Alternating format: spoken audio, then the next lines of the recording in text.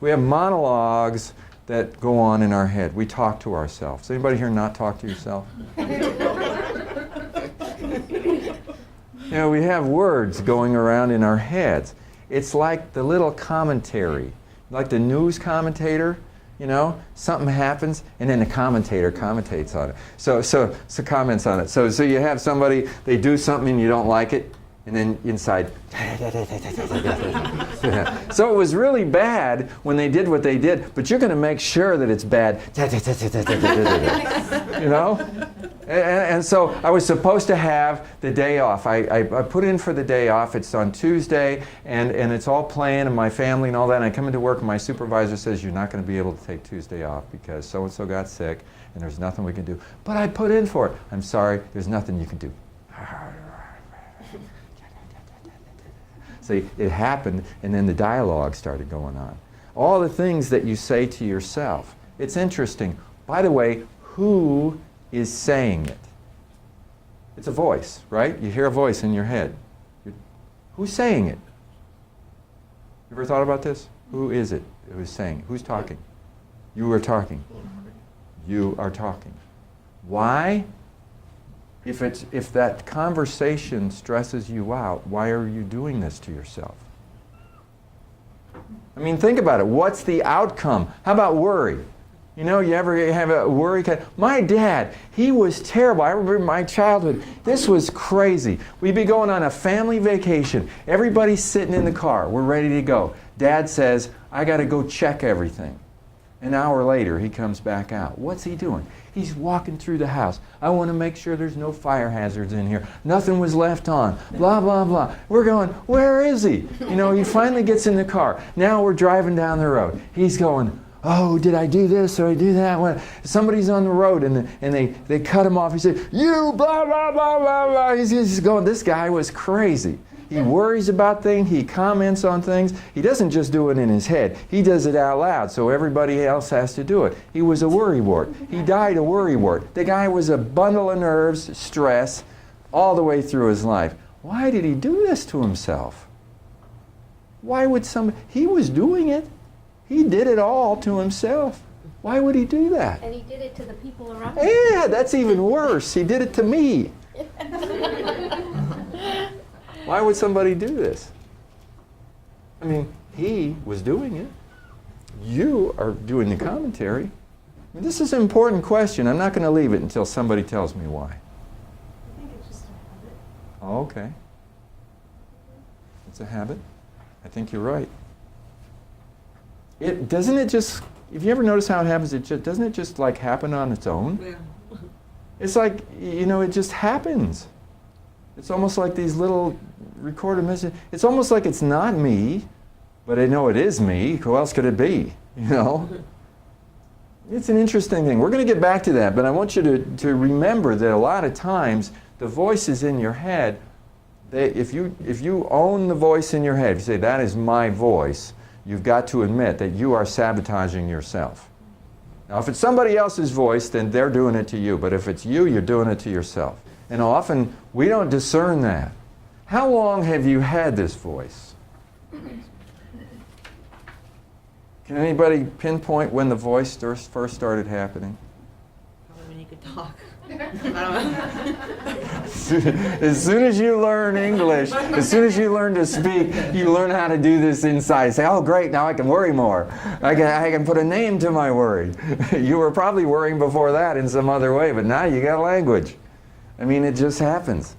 We develop it as children, and we continue to do it. Now, when is it that we finally get to the point where we listen to what we're saying and we decide, I am in charge of what's said and what's not said, of what's listened to and what's not listened to, and I'm going to learn how... Okay, let's talk about the speaking. So here's my dad. He's screaming, you blah, blah, blah, blah, blah, at this car, the driver in the car. Who can't hear him? You know, the only people who can hear him is us. I didn't run you off the road. I didn't do it. Why are you yelling? He can't hear you. Well, of course, he would do the road rage thing if he could, you know. But it's just, all this stuff is going on. But now it's coming out. How about, have you ever said to something to somebody that had an effect that was not the effect that you hoped to have? Have you ever in anger said something that you wished you could have taken back? Okay? Now, see, we try to learn how to control our speech. We think about the effect that it's going to have upon the other person. In fact, that's a lot of the classes that we were doing in the past couple of days. There's a thing that I said in the other classes. I said the effectiveness of your communication is measured by the response you get. And when I try to get everybody to realize that if somebody's not responding the way you want them to respond, you need to adjust your communication. What does it mean to adjust your communication? It means put a throttle on yourself, first of all, okay? Slow it down. Don't just say the first thing that comes out of your mouth when you're having a reaction. Control your speech. Now, how come you can do that on the outside, but you can't do it on the inside? I mean, maybe you don't really think about it that way because you realize the effect that, calling somebody a jerk or whatever might have, like say it's your supervisor, on your career, or something like that. Say you don't say it. Well, so what do? You think it. Okay, but what is all this stuff having? Have you thought about the fact that you're talking to yourself? Have you ever wondered what kind of effect your talking to yourself does? Why the heck are you doing it? You're doing it out of habit. It happens automatically. Sometimes it helps, sometimes it doesn't.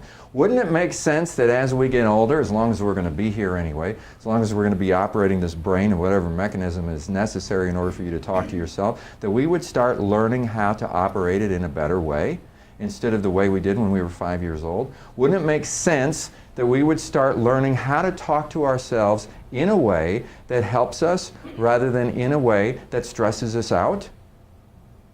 Now, as far as I'm concerned, you want a stress management tool, work on that. That's a long-term project. Work on that starting today for the rest of your life. Listen to what you're saying. Why did I just say that? Why do I keep saying this? Why do I have this going on in my head? Now, some people try to stop. Anybody meditate? Okay. Sometimes I teach meditation, and in meditation, a lot of people get it the wrong way. They try not to think. Have you ever tried not to think? Everybody try not to think right now. Do not think. Try not to think. Sometimes, it's just like, I can't stop it, right? So the way you start working with it is what you pay attention to and what you don't, okay? In other words, if you can't stop the voice, at least listen to the voice and decide whether what it is saying represents you or not. Claim it and work with it as a tool, or ignore it. Anybody have to work in an environment where sometimes it gets noisy? If that noise, it becomes such a distraction to you that you can't do your job, you either need to put earplugs in, but then you can't hear somebody trying to talk to you, so that may not be an option. You have to learn to tune it out. And maybe you could learn how to tune out the noise in your head that's creating stress. That could be a lifelong project. I tell you what, if you don't pay attention to it, pretty soon that pestering voice goes away. Ignore it, it goes away. Pay attention to it, it gets more intensive. That's how it works. Just let it go. Tune it out. It'll go away eventually.